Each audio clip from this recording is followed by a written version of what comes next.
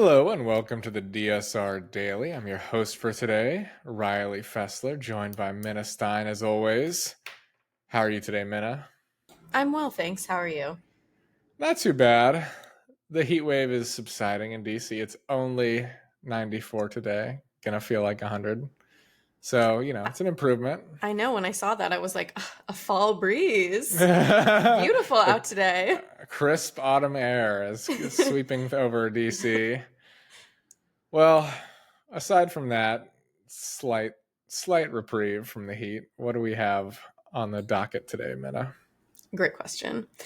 The Trump administration plans to limit classified intelligence sharing with Congress following a leak of preliminary assessment suggesting recent U.S. strikes on Iranian nuclear sites were less effective than publicly claimed. The move has sparked criticism from Democrats who argue that restricting access based on unproven suspicions undermines legal requirements for congressional oversight. While the administration defends its actions as necessary for national security, lawmakers from both parties have expressed concerns about the leak and its broader implications for transparency and accountability. A few things. One, it does seem like this administration plays it quite fast and loose when it comes with classified information. So it seems a little bit like, is this Congress's fault? Is this your own fault? Yeah, um, coming from the administration that leaked several things over signal chats, I don't know if they have much of a leg to stand on. It sounds to me more like bruised ego of it turns out these strikes weren't as effective as they had claimed and they want to save face yeah. because it seems like Trump's strategy, such as it was to essentially do these strikes, say we won, clean our hands, and dip from this from this conflict. Yeah, which is really Um, his strategy on everything. But it also seems like a way to control information. Like they said that the strikes were, they obliterated the nuclear sites when in fact they didn't. And now they're trying to make sure that that information doesn't get out to the public so that they can create whatever narrative they want. yep, and that's definitely the more troubling side of the story. I mean, it's kind of funny that it's over bruised ego, but the implications are very real and very troubling, to say the least. Well, sticking the focus on Iran, following Israeli airstrikes on June 13th, Iranian authorities have shifted focus from external conflict to a sweeping internal security crackdown, especially in the restive Kurdish regions. This has included mass arrests, executions, and military deployments, with over 700 people reportedly detained on political or security charges. Revolutionary Guard forces have been put on alert, and checkpoints and house to house searches are widespread amid fears of internal unrest and infiltration by Israeli agents or opposition groups. Despite public anger over government policies, there have been no major protests as activists report heightened caution and intimidation by the regime. So it seems to me like it was the obvious conclusion. Any ideas about like regime change coming from within? Very unlikely. If you do something like this, the more sympathetic Western peace seekers are going to be laughed out of the room, if not arrested, after you allegedly used your peace talks as bait. So you've made the more moderate voices in the country look like fools. Obviously, they're not going to be gaining power after you bomb their country after allegedly seeking peace. So this is not at all surprising. And it seems to me like this is just a taste of what's going to come internally in Iran. Definitely. Well, shifting focus back over to the United States, the Trump administration filed an unprecedented lawsuit against all 15 federal judges in Maryland, challenging a court order that temporarily blocks the deportation of immigrants seeking legal review for their detention. The Justice Department argues that this automatic pause violates Supreme Court precedent and undermines executive authority, escalating tensions between the administration and the judiciary. Critics say the lawsuit reflects an erosion of legal norms and stems from the administration's own efforts to sidestep judicial oversight in deportation cases. This seems to be a step back from the Trump administration. There was a lawsuit that went to the Supreme Court about like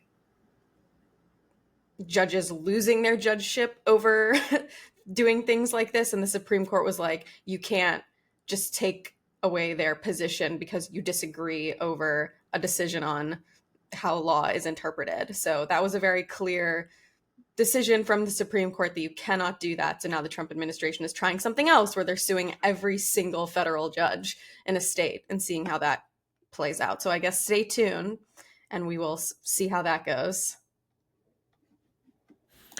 Yeah, we'll see. This seems like their strategy to deal with being blocked judicially is just lawsuits, which isn't really surprising for Donald Trump. This is kind of a businessman's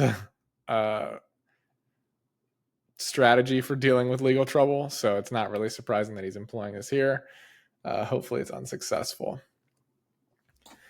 EU leaders will meet in Brussels to discuss new sanctions on Russia, responses to U.S. tariff threats, and their role in Middle East conflicts. The summit follows a tense NATO meeting where leaders pledged increased defense spending and sought to manage relations with Donald Trump, who has criticized European allies and threatened more tariffs. Ukrainian President Zelensky will join by video as the EU considers an 18th round of Russia sanctions and debates over maintaining the Russian oil price cap. Divisions remain among EU members on issues like Israel's actions in Gaza and the shift from climate priorities to defense, but the summit aims to set the bloc's strategic direction for the coming months. Yeah, this will be something to watch and something I'm sure we'll talk about tomorrow and next week, but obviously a big meeting. The kind of Iran strikes, I'm sure, have derailed a lot of what they were going to talk about and have led to a shift in focus. But the EU certainly has a lot on its plate right now, navigating those tariffs, probably chief among them, along with these security issues. So, how consequential will the meeting be? It's hard to say, but they certainly have enough to talk about where I would imagine there's going to be at least one big headline as a result of this summit. So we will discuss that here. Definitely at least one. And to close out our news stories for the day, as Senate Republicans push to pass President Trump's big, beautiful bill, internal GOP disagreements and widespread public opposition are creating political tension. The bill, which combines tax cuts with significant reductions to programs like Medicaid, polls poorly. Fewer than 30% of voters support it, and some Republicans worry about the impact on rural hospitals and the potential for midterm election backlash. Critics argue the legislation favors the wealthy over low-income Americans, with CBO data showing the poorest households losing $1,600 annually, while the richest gain $12,000. Did you see this yesterday, that there were all of these elderly Americans protesting this Medicaid cut and at the Capitol, and then they got arrested and zip-tied by Capitol Police? I did see that, and that's not going to play well, I have to imagine. I mean, the question with this, as with all kind of things this administration does, is how many deeply unpopular things can they do before the backlash reaches critical mass? And it just completely destroys the GOP's future electoral chances. And I don't know the answer, because I would think we'd be there by now. But I'm constantly surprised by our country's willingness to put up with horrible policy and continue to vote the people responsible for it into office. So it's hard to say. I mean, I have to imagine this will certainly lead to midterm election backlash, but I don't know.